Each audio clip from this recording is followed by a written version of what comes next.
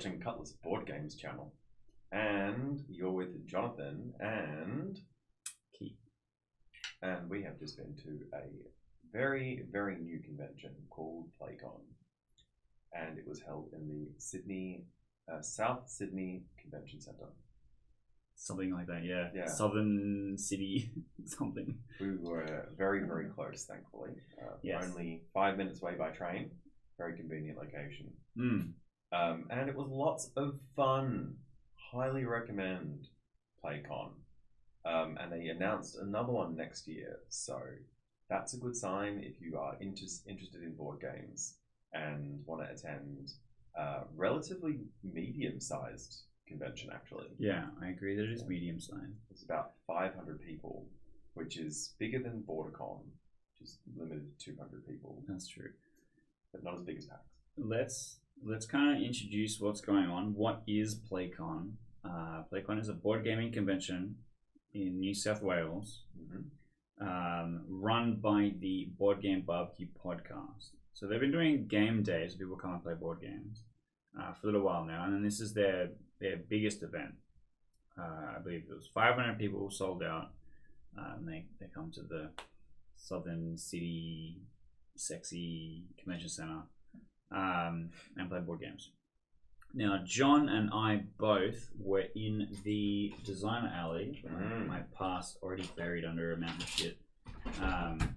In the designer alley, showing off games. You were showing off Heaven Heist, which is your latest and greatest. I was showing off Cutlass, which is my current master plan. Keith doesn't actually think Heaven Heist is my greatest. He likes my recycling game, which hasn't been shown to the public yet. So I guess watch out for that. Yeah, watch out for his actual latest and greatest. But I want to talk about what makes PlayCon different from other conventions, specifically from the perspective of a designer. Obviously, I can't pretend I'm someone else. This is what we're doing. We're coming in, we're working the event, we're showing off our game, we're running demos for attendees, and it's exhausting. So let's run through the event schedule first. Sure. We've got a 4-day lineup. Day 1 was a special mingle just for industry people on the Thursday. This is similar to what PAX is for us because we have DevCon by the TGDA.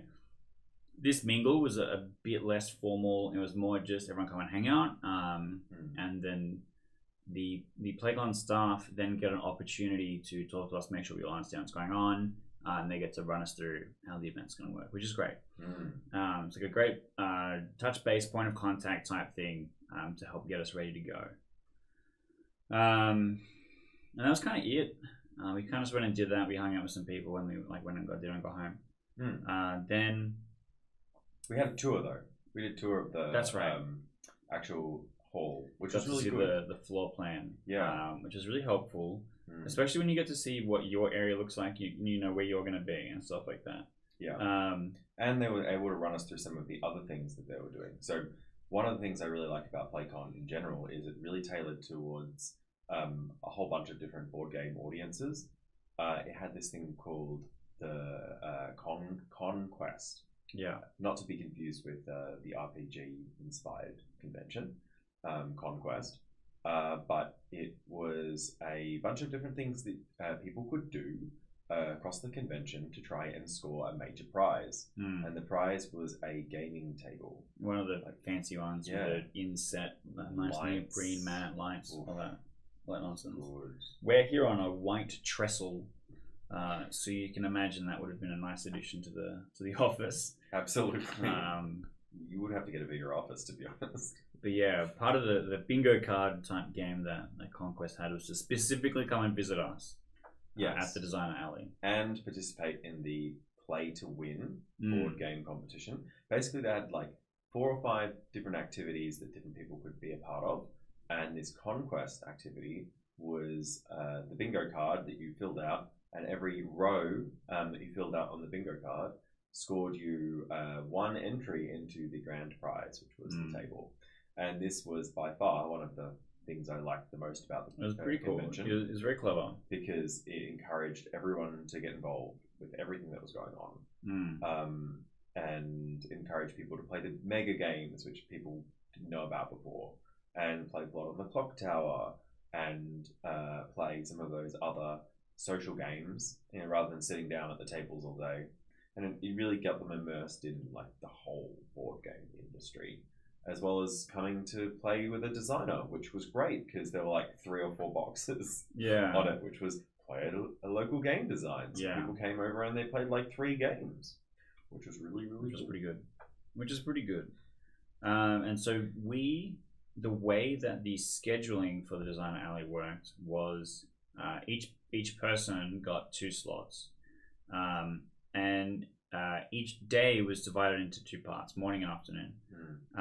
And then we were on Friday morning, and then we were on Saturday afternoon. Yep. So of the blocks, sorry, this thing in my eye's been bugging me the whole time. Of the blocks, you will never have anyone that does both morning and evening of the same day. And then after the evening one, which wraps at 6, it was kind of open. With the exception of Sunday, which the convention closed at 6. There were 2 4-hour blocks. Yep. So 10 till 2 and 2 till 6. Yeah. Which was pretty good, actually. Yeah. And we were on the very first one, Friday morning, and then we were on Saturday afternoon. Which I think we're pretty lucky we were on the first 2 days because it was pretty hectic. Well, I was back to back the entire time. I had maybe 10 seconds of empty table. I had a bunch of people like actually queuing. Like we walk past and go, oh, it sounds like they're nearly done. I'm going to stand here and wait and slide in. I also got stopped for an interview with the Board Game Barbecue people. So if you're a Board Game Barbecue listener, you can find me ranting about how much better PlayCon is than PAX on their podcast, which is kind of funny. And I will touch on those same comments in a little bit. But yeah, Friday morning, first thing, we ran our session, which went really well for me. I was busy the entire time. I got a bunch of people signing up into the Discord to come and check out Cutlass, because I've got the free print and play in there. I've got like an online thing set up we can play the game online, as well as a bunch of other people to try and get the game happening, try and get the game getting played. And also a news crew for Channel 9's A Current Affair, which is like a national news broadcast we have. Came through with a camera and caught me running some demos. So I actually ended up on national television, showing off my game. Which quoting the stuff I saw online, it was filled with people playing Monopoly, Settlers of Catan, and Trivial Pursuit. Yeah. Which I don't think anyone played Monopoly or Trivial Pursuit the entire time. There was a new Catan version or expansion or something that was there. So best 1 out of 3. Yeah. Look. And the new Catan did look kind of cool. I didn't actually check it out. I was too busy. I didn't get a chance to play it either. But it's kind of a cool moment for me, I guess. I get to say, well, I didn't know what was happening. The guy came around with the camera, and I saw the guy in the camera and I waved at him and gave him a big smile. And I looked like an idiot. And then he was like, haha, hello, just go back to whatever you're doing. I'm like, okay. Not knowing that was what they were filming for. Or I would have been a bit more serious or whatever. Which was kind of funny. And then my mum messages me and she's like, your aunt just told me that she saw you on the television doing a thing. I'm like, oh no, what have I done? What am I doing? And it's like, no, literally the footage is from today running your game. I'm like, oh, no, that's actually kind of cool. I'm okay with that. And on Saturday and Friday, Keith was in a very fancy... I was in a very fancy outfit. Yeah. You can see on the Instagram or whatever. Where normally running my murder mystery game, I wear the pink suit because that's what one of the characters is dressed up in. For this one, I've got like a nice little pirate coat, with red tails and stuff. Eventually, I'll get a hat. I'll find a fun hat that matches it. But I like the idea of dressing up to kind of match the vibe, the whatever the game is that I'm showing off. I was also the only person there that had a printed playmat. I was the only person there with a big pull-up banner, which is a bit weird to me because I'm used to just having all those things on hand. We did Clock Tower Con the weekend before, and Jason, Steve, Jason, Steve. yeah, we all had pull-up banners and stuff. So it's interesting to see how the space is used and what people are bringing, and it has the same problem the collaboratory has, where it's like you're not just looking for playtesting and feedback. I'm in pre-marketing and I'm showing off a game that's in pre-marketing. And technically that's still development. But what I'm looking for is not the same as the person who's showing off an early prototype. Yeah. And it's really hard to communicate to the audience that, and it's really hard to differentiate between those things for someone that's not really familiar with the process and stuff like that.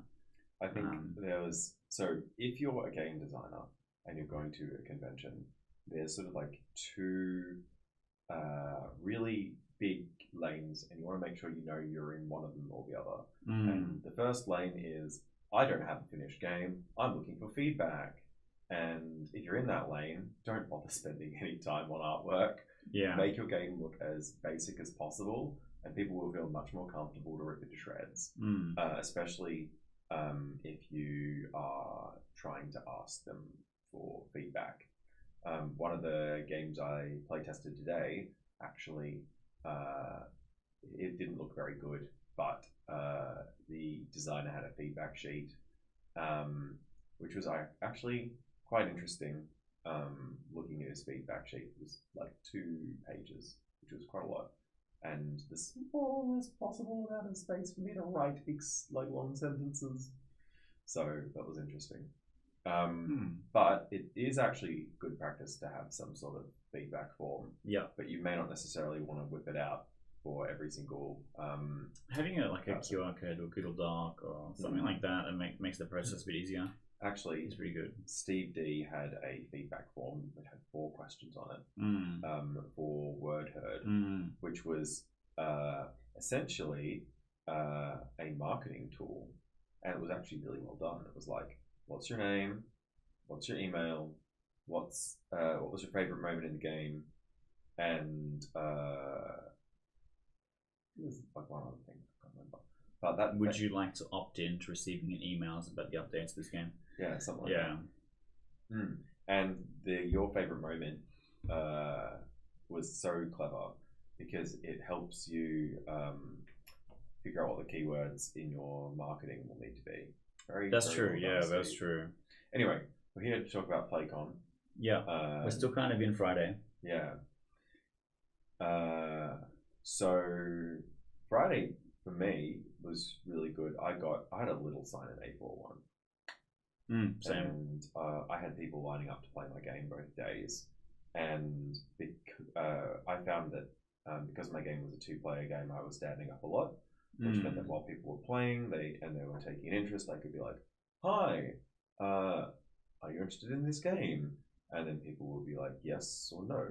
And most people were yes. People were really receptive because they're all board game fans. And I'd get my little sign. I'd talk to them about what the objective of the game is, and I'd be like, "Well, if you want to look, you can. It takes about an hour, and these people are probably going to have X amount of time before the next session," and that was really helpful. And the best thing about the designer alley is that when people walked by there, if they were looking at your table, you knew they were interested. If they weren't looking by your table, they were like walking quickly, and so it was super easy to figure out who your target audience was in regards to who was going to play your game. And the other thing about the designer alley is they all had yellow tablecloths. Yeah. All the other tables had white tablecloths. And pull-up banners specifically for the area. So it's really easy to see Yeah. Where to go to see the designer alley, and where all the in progress games are going to be. And that was actually really great. It's something that PAX could do a lot better. PAX could do a lot better. One of the main issues with the collaboratory, which is the designer alley equivalent for PAX, is that you can't tell the difference between that and free play tables. So many times people would just come and try and eat food there at your table, or bring their own thing and just come and just sit down there for a minute, and it's like, no, this is here for something, and they're just not communicated that very well to the public. They also had volunteers there spruiking the games and helping you get people in there. Yeah. And if you were busy already doing a demo, they would give like a short explanation of what's going on, or like help people get an idea for how long, or kind of what's happening. Which is essential. Like you can't do both those things at the same time. And that's the other thing they did. They took all of our information ahead of time. Mm. They put it all on a website explaining each game, the designer that's attached to it, and they had a spiel, and they had little signs for us on every Prepared table, for us, yeah. which made it super easy to find where we needed to be. It wasn't just a table number. It was like, this is your spot. This is specifically Cutlass by Keith Franks. Yeah. Which was nice. And they also like, Yeah. on that was like, okay, Keith, I know you're running a 2-player game. I'm going to give you this table that's better for 2 players. And for example, Tegan's game, Jump to Jupiter, which is a dexterity game. She's like, I have to be on the end of a table because people have to be shooting up the table to play the game, and then they have flicking discs and stuff. And they're like, totally done, not a problem. We'll make that happen. It was a really wonderfully tailored service because they knew our games ahead of time. Their communication was excellent. We got everything we needed to know through email. With more than a week's notice. And it was just easy. And even though, so one thing about PlayCon is that if you get into PAX or another convention, typically they give you a ticket. PlayCon, we had to pay for our tickets. Yeah, the 3-day pass. Yeah. The 3-day pass, regardless of when your design sessions were. Yeah.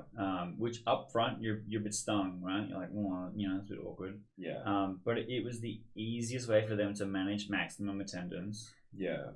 Which I understand. And the other thing is, for the price that you pay, it is exceptionally good value. Yeah, it's still cheaper than most equivalents. Yeah.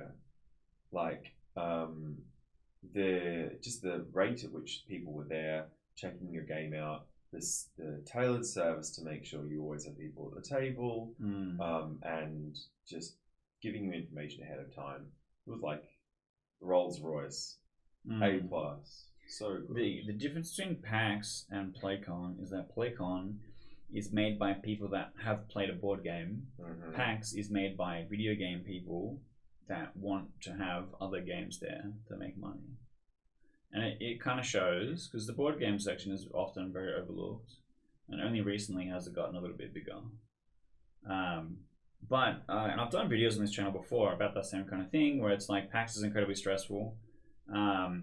I think it was last year or whatever, I had like a panel that I was doing. I had like organized a bunch of these different things.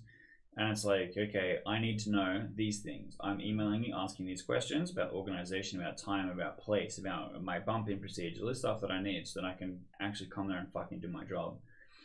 And I'm struggling to get the information I need, or contacting the person is difficult.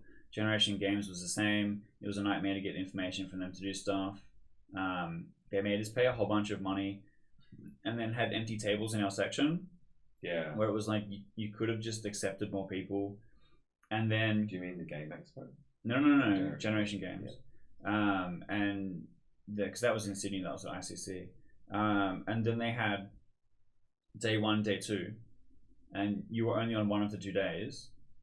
And so I only went one day. And then both days had empty tables. So why not just let us be there both days so that you actually have content there, right? Yeah. And the setup at Generation Games was just 6 threshold tables, and that was empty, nothing, no banner, nothing. I've never spoken to the organizer for Generation Games. I emailed him asking him for questions, and then he replied with an email out to every attendee. Like, he didn't actually ever respond to me. Okay. So like, that is night and day compared to PlayCon, where PlayCon we got the here is your purchase confirmation receipt. Here is your bump-in procedure. You need to be here at this time. Have the QR code ready. This is how you get your pass. This is what your schedule looks like. There's a designer mingle at 4 p.m. on the Thursday. This is your designer alley schedule. You are in this time period with this thing in this game. These are all the other games that are on at the same time as you. And they literally explained everything that I needed to know without me ever having to ask. And the other thing that I really liked about that, like, because they had all of the games that were in the design alley ahead of time, you could see who you were going to meet before in the mingle, and you could be like, oh, you're this person from this game. And they'd be like, yeah.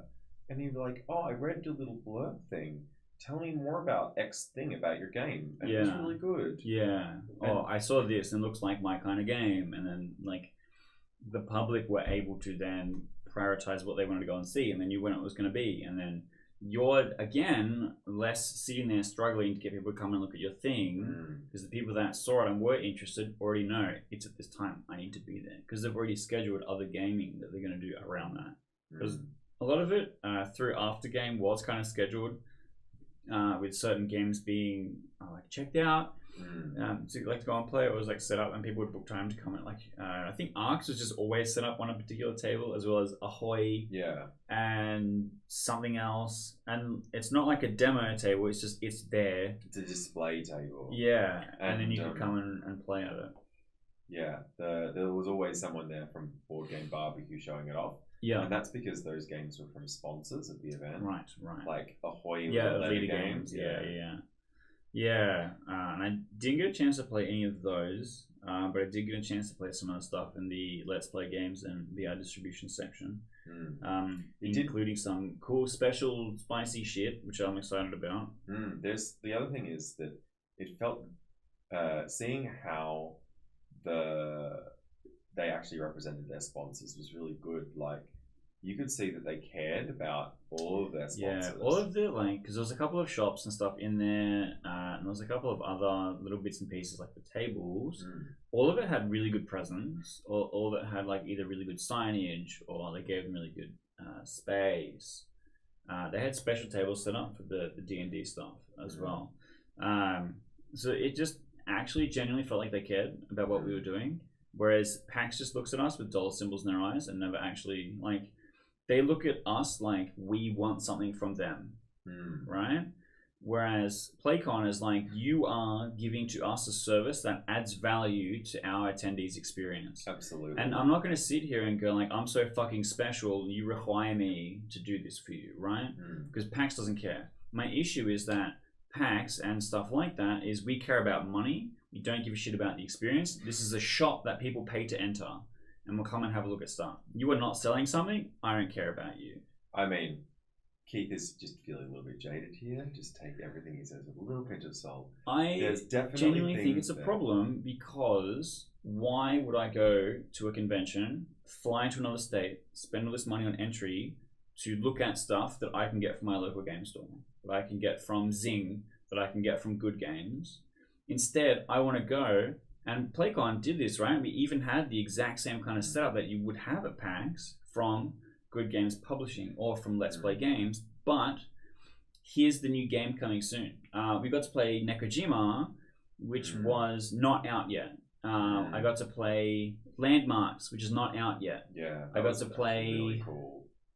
We got to play Kites, but I think the other one, the Fireworks one, is the one that's not out yet. The Fireworks one. I got to play a whole bunch of games that are just not available. I got to play Altered TCG, which is only there for one of the 3 days, which is 3 months away from like being announced or whatever, right? So there's all this amazing special stuff that I got to do because I was there at PlayCon, but never would have happened at PAX. Never. I mean, some things did happen. Some things do happen ahead of time at PAX. Like they had Apiary before that you could play beforehand. But what you are going to see at PlayCon is just so much more of the cool board game content is going to be there. It was really like all the best things about board games all in one place for 3 days. So if you imagine. If you're a video game person and you go to PAX and you see all the cool games, you see all the cool hardware. Sony's there, they've got the new game. Nintendo's got a big Pokemon stand. All the fancy streamers that going there to show off their stuff. PlayCon is like that, but for board games. And it's specifically board games, and there's people who love the board game industry, and I think that is the key difference. That's why they gave us such a tailored experience. And the other thing is that every single person in the organizational group of Board Game Barbecue that organized PlayCon was responsible for a different thing. And they also had a backup in case anything happened, which meant that the whole process was seamless for us. Like, if anything wrong happened, they made sure someone was there to fix it.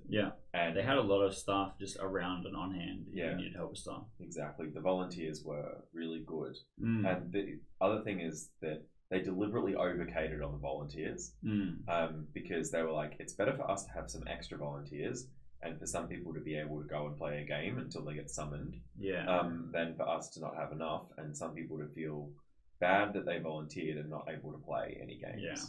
And For sure. as the convention had periods where it would be like an hour or two where the like volunteers weren't doing anything. They could sit down and they can play our games. Like I almost got some volunteers sitting down and playing games with people. I did, yeah. I got to show off my game to Jason. Yeah. Which was kind of cool. He seemed really keen, and he wasn't just like, all right, I'm gonna stop working now. I'm gonna start playing the game as well. But that was kind of cool. But one of the other cool things we didn't mention is that we had some special attention for Martin Wallace, Phil Walker Harding, Matt Dunstan, all had their own space, all were able to be there, and people could meet them and talk to them, play their new game. And Ian O'Toole. And Ian O'Toole as well. Who did special artwork just to... special artwork to raise the charity. Yeah. They sold it off to raise money for a charity. I think it's a helping... it's an Aboriginal Arts Centre in Western Australia, from memory. Yeah. But this is PlayCon recognizing we have Australian talent. Because we do, and we have a lot, and no one else seems to notice, and they got them all into a room together, which doesn't happen very often, and they were able to show off what they're doing. We got to meet, like, that's an upside for us, right? Being able to spend time and hang out with them and ask them questions and stuff. Like, one of the high points of the mingle, where everyone was there, and you could see a lot of the newer designers that were showing off stuff, got a chance to meet some of these people that they had seen names on boxes and heard, games that they've worked on. Yeah, I got to say hi to Phil Walker Harding, and he was wearing the same jumper he wore at PAX. He did. It was really funny because I saw him. John goes, Phil Walker Harding's here, and I go, huh? Where? And he goes, that's him over there. I'm like, oh yeah, of course. I recognize he's wearing the exact same jumper from an interview that he took at PAX that I watched. Yeah, but they're both great. Slight tangent. Another thing that was really good about PlayCon that I don't think either of us managed to go to were the panels. They basically all had all the same panels that you have at PAX. Yeah. So imagine like going through PAX, but without any of the "oh my god, I'm stressed" bullshit that you get at PAX, and still being able to see all the panels that you want to see for board games. Yeah. Basically, they didn't recycle the panels, but they had similar themes stuff with similar presenters. Yeah, Phil joked that was kind of what it was. Yeah, because I got to see his panel at PAX. I didn't get to see any panels at PlayCon. They were all kind of while we were busy doing stuff. Yeah, which made it a bit hard, But the other thing is they also had other panels that you wouldn't normally get at PAX. True. Like, Tool had a bunch of stuff that he got a chance to do. Yeah. And we have Martin Wallace. Yeah. As well, who is another big name. So if you don't know these big names, Martin Wallace. Who made Quiz Time? Geez, don't quiz me right now. Martin Wallace did Australia with a Z. Is the main one that I know. He has obviously made other things. That is the main one that I know. Phil Walker Harding is Sushi Go. And Amhotep, he won the That's right. Spiel des Jahres, which is the biggest. That's definitely how you pronounce that word. Did I say it wrong? It's just Yar. Oh well. This is me bullying Jonathan for the 1 millionth time this weekend. And then Matt Dunstan. Matt Dunstan. I should know this on the top of my head. Tell me. I don't know either. Actually, he has done a bunch of published games. He actually released a really interesting article at the end of last year explaining how he has made all of his money from board games. Next Stop London. Yeah. I think it is.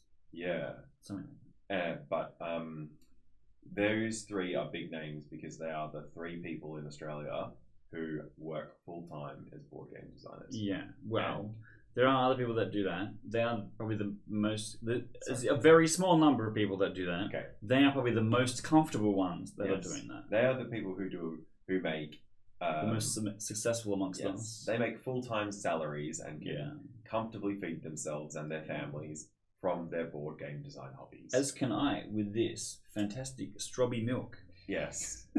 Keith has been obsessed with strawberry milk. I like my strawberry milk. I'm glad I don't sleep in the same room as you at night. But yeah, so we spent probably most of our time at the Designer Alley. Two slots is 8 hours total. So it was like 4 hours day one, 4 hours day two. Most of Friday afternoon was like more chill. It was like more catch up, meet people, make sure we're talking to people and stuff.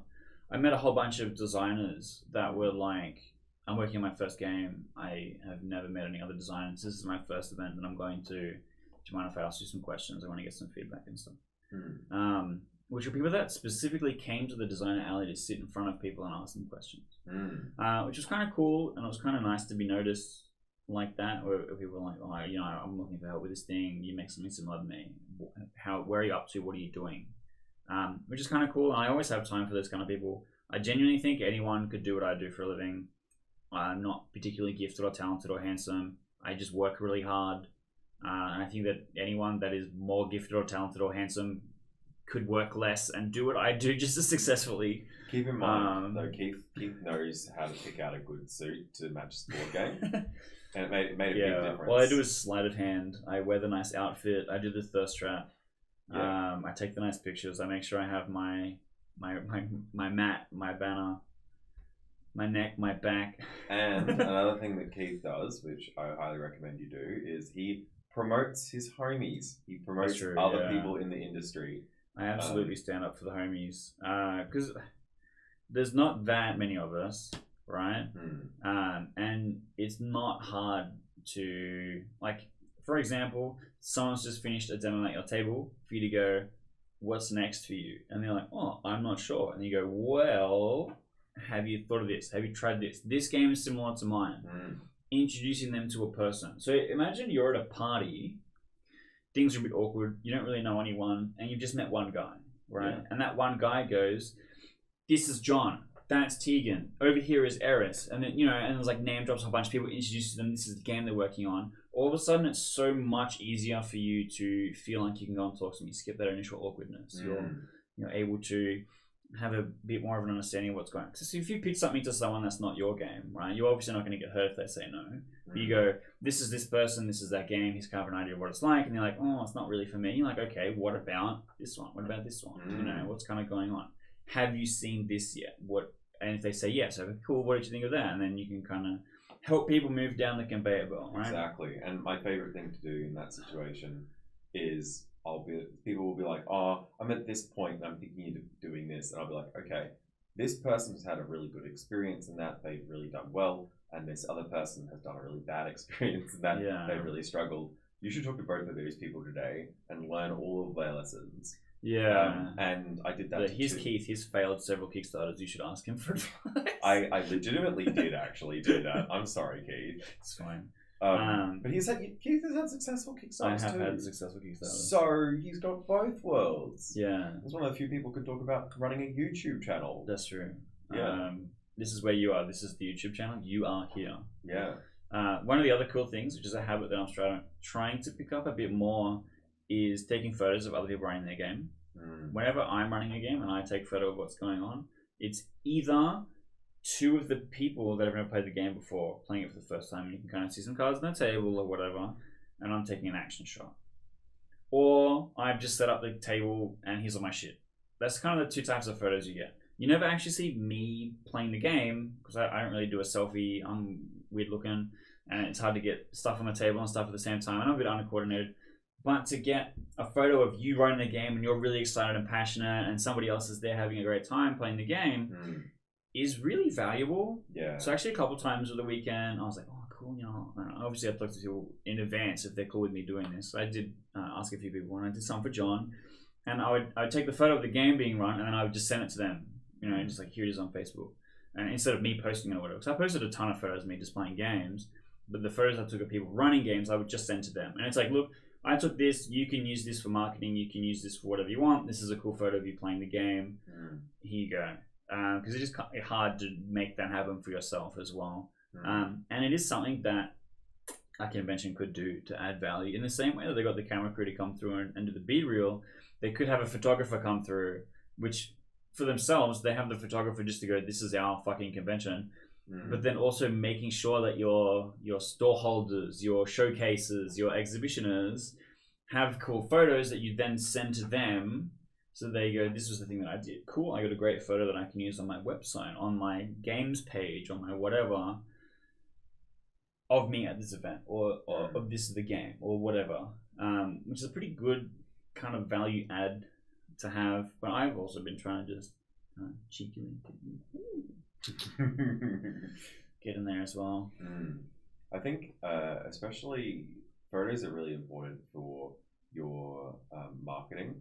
Like online marketing relies on images really, and being able to take time to capture people's faces as they, you know, make faces of what do we do, or oh that was cool, or you know whatever animated YouTube thumbnail moment. Yeah, exactly. Because it's being a small business person, which is kind of what you have to be as a self-publishing designer. What you need to be able to do is create a community around either you or your game, and create people that are fans of you as a creator or your specific product. And you have to try and find a way to connect with them, right? Like through conventions like PlayCon. Conventions is a really good example. You exist, like you're there. You could be found in the wild.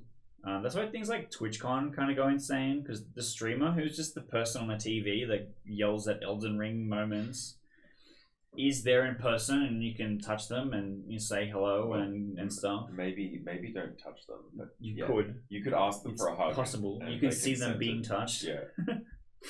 But them being real is like a concrete touchstone instead of like a character or a. When I say a character, I mean like in a movie or like in a book or something.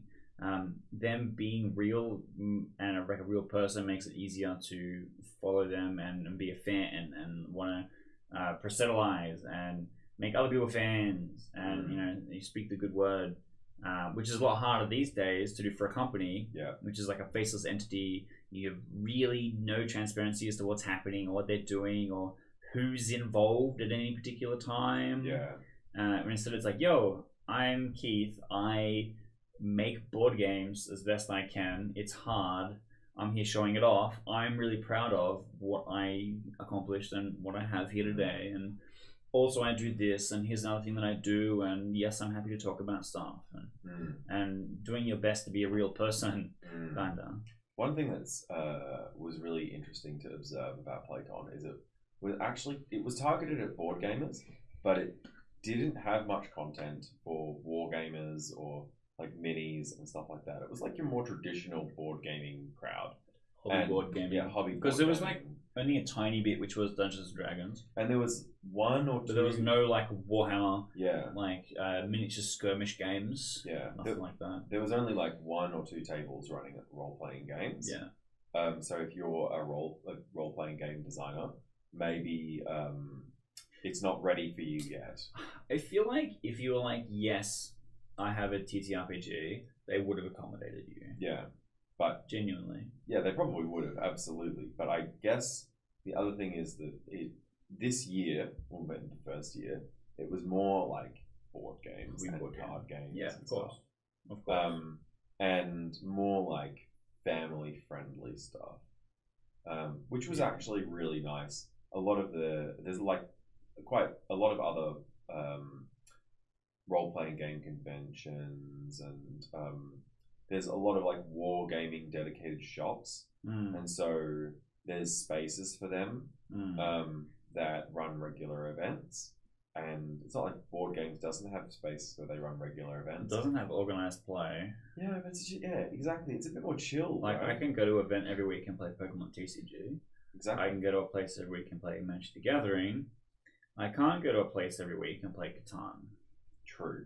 I know I sound that like I'm really upset about this fact, but it's kind of what it is, right? Like if you want you can't go to a place every week and play Monopoly or And Trivial Monopoly. Pursuit either. That's right. And if that was the thing that I wanted to do, I would, because of all the board game meetups, you are still in charge of organizing who's going to be in the game and what the game is going to be. It's not this is the Catan event, this is the Clask event, this is the the thing that I want to go, this is the Crokinole tournament or whatever. That architecture doesn't exist in this country. Except by hobbyists. So there probably are lots of hobbyist board game events that you could do, but there's not like officially sanctioned events by the board game publishers like there would be for Warhammer or trading card games. So it just means that our community isn't really tailored to that. But that's one thing that events like PlayCon can help with. So PlayCon had a number of different things that were sponsored by the board game companies. So you could go there and play. I think they did have a tournament. I can't remember which game it was for. On Friday, they had a small tournament for one of the games. Because I remember there being a judge running. It was like 4 or 5 tables.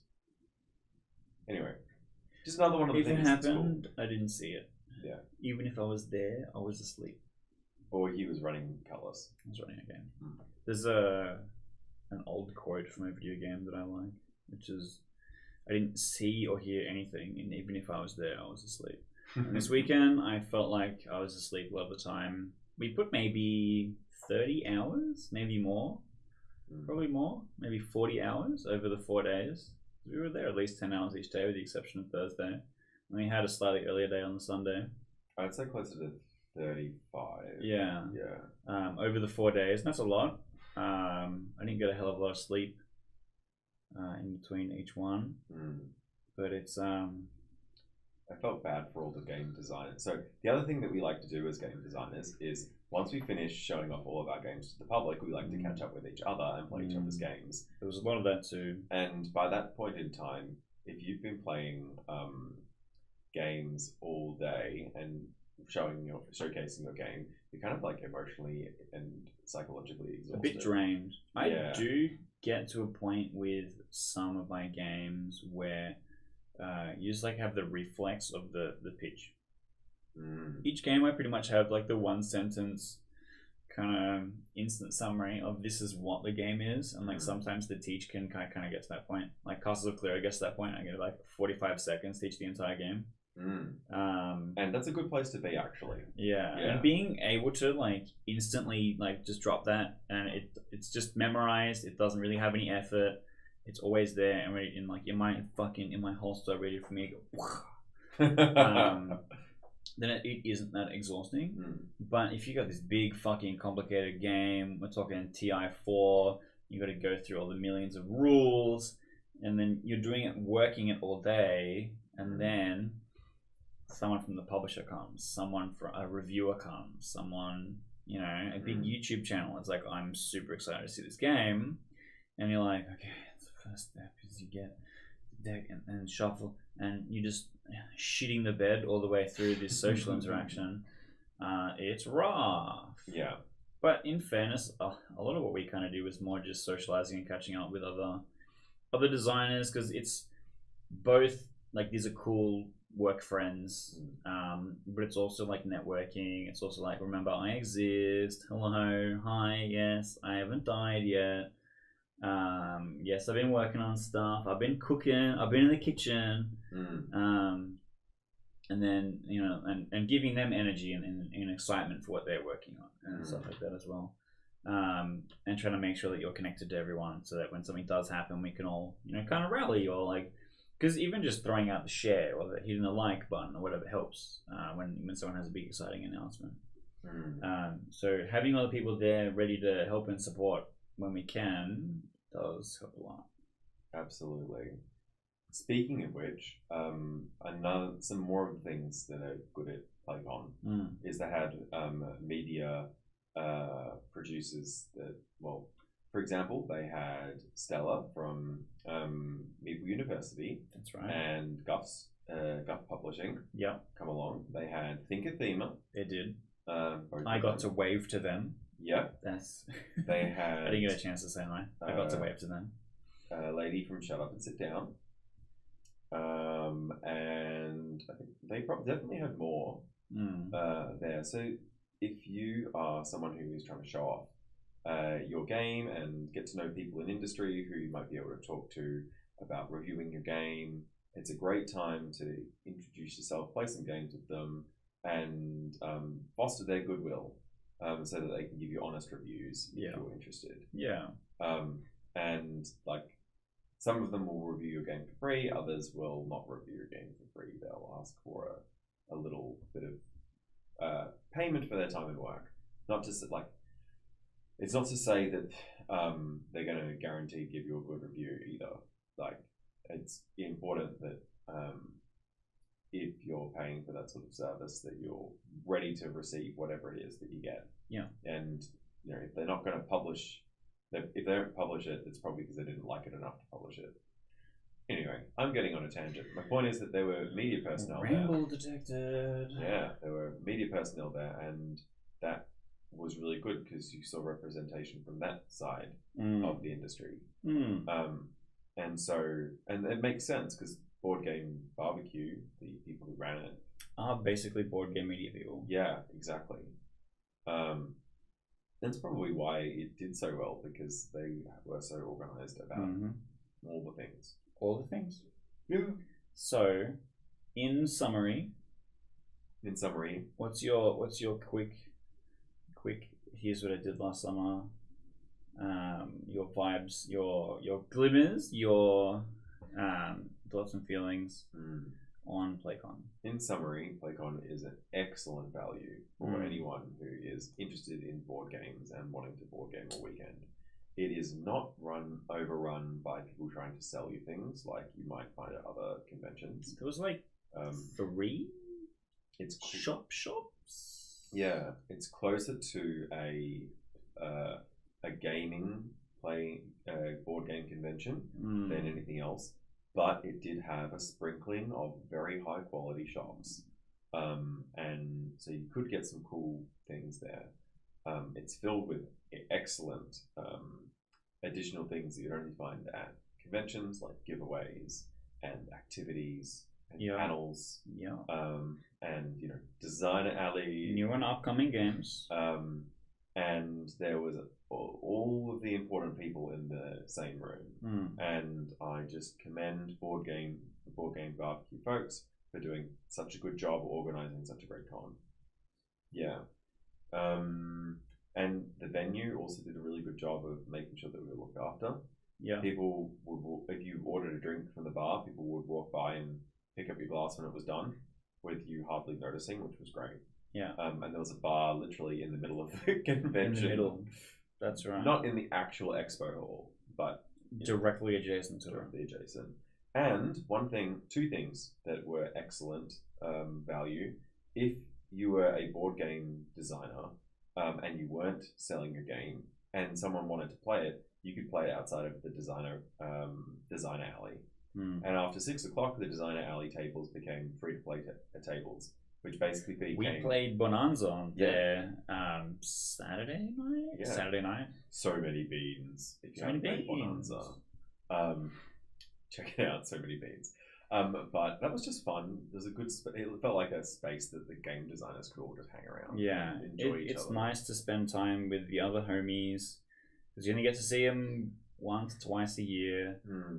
Some of them I obviously chat to more often, like John, who's an out of towner, filthy Victorian. I only get to see you once or twice a year, but we do chat every now and again. We see what's up. Some of these people I don't get to chat to just as often. Like they're busy, I'm busy, whatever. Less to do, but it's still cool. Shout out to a lot of people we do get to hang out with. Well, like for example, Eris, I would see all the time because Eris was a regular at Tabletop Tuesday, and then moved to Brisbane, so I don't get to see them very often anymore.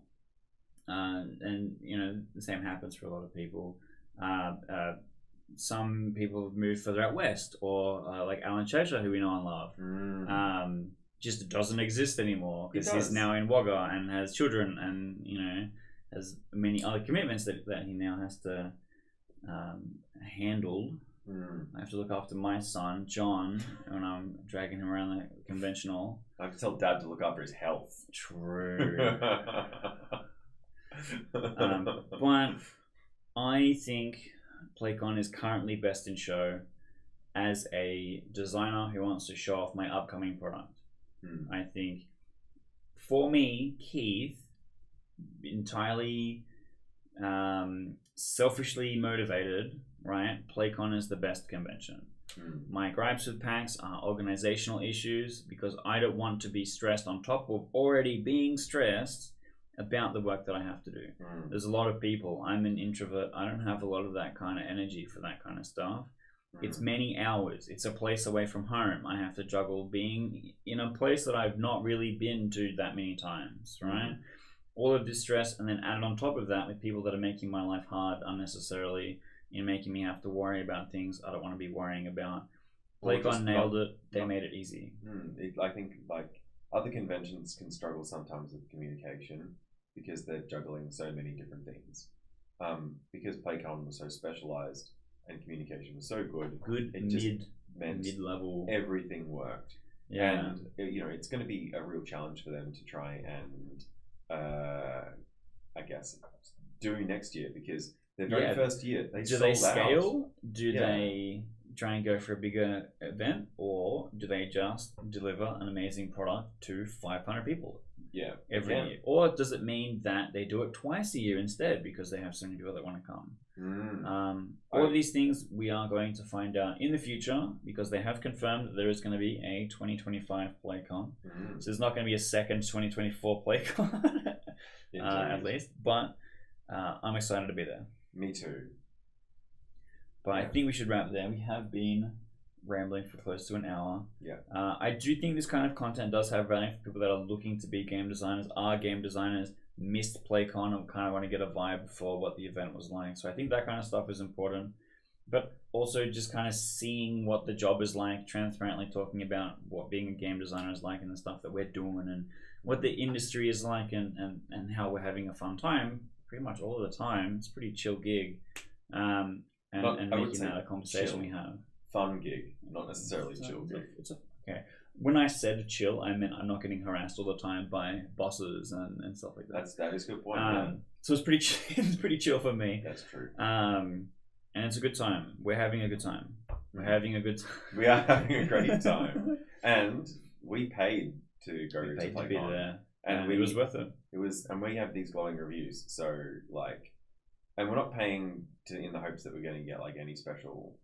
We're not talking about this in the hopes that we're getting any special treatment next year. I already get plenty of special treatment. Yeah, but not from PlayCon specifically. I'm just very special and I need to be treated. But thanks for sticking with us through this 1 hour rant. I do think this kind of stuff is cool and I do enjoy talking about it. So if you are curious to hear more of this kind of stuff, if you would love to see more of John's handsome face, let us know in the comments. Let us know with the view numbers. Let us know with the clicks, likes, and I'll drag him back up here and make him talk for longer. But do all that good shit. Hit the subscribe button. Stick around for more videos on the channel because it does actually help a lot. And YouTube is one of my main marketing avenues, and I put a lot of time and work into it. So hopefully by now, 1 hour into the video, I've convinced you that I'm a cool guy and that you want to come and have a look at all the games that I make. And if you're also making a game and you're coming to Melbourne, don't be afraid to look up Incubator Melbourne on Facebook. And if you're in Sydney, you can look up Tabletop Tuesday. And they are board game testing events where you can play with Keith or myself and we can give you feedback on your game and help make your game better. That's it. So check that out. Click every button on your screen right now and hopefully we'll see you soon.